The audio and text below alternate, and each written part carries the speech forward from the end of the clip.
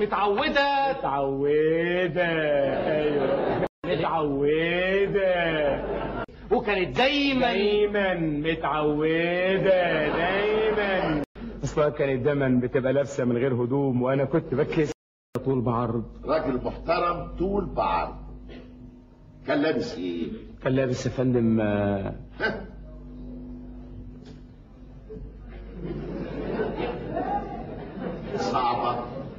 صعبة دي رخرة. كان لابس ايه يا سرحان؟ كان لابس شرابة بيه بس طول بعرض يعني لو شفت حاجة تانية هنكرها ليه؟ لا مؤاخذة. لصالح مين يعني؟ طيب يا سرحان. ايوه. ممكن بقى توصفيها شكله؟ هو اخضر وبأسك من فوق يا سعادة البيه. ايه هو ده؟ الشراب. لا مال الشراب يا اخي. الله، شكل الراجل ايه اوصافه ايه؟ ما اعرفش يا بيه. هو كان في شبه كده من سيد قشطة. سيد قشطة؟ سيد بيه قشطة. لا يطلع معرفتك ولا حاجة تودونا في داهية. كانت متعودة. ايوه متعودة. وكانت دايما متعودة دايما. ما لاحظتش يعني كده انها ماشيه على حل شعرها؟ ماشيه ايه؟ ماشيه على حل شعرها.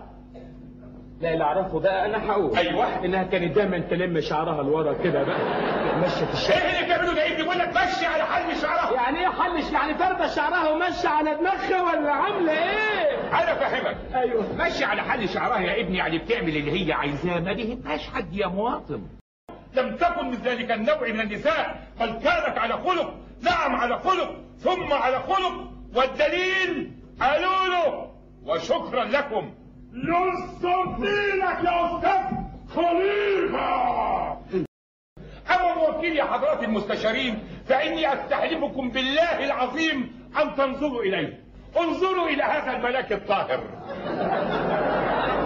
انظروا الى هذا الحمد الوديع. اني استحلفكم بالله العظيم ان تنظروا الى جبهته العريضه الناصعه البياض، التي وان دلت فانما تدل على صفاء قلبه ونقاء سريرته. وده مين تشكوكو؟ مش ده ابراهيم شكوكو؟ مش في خرنج برضه؟ لا في خرنج. البيه خرنج برضه؟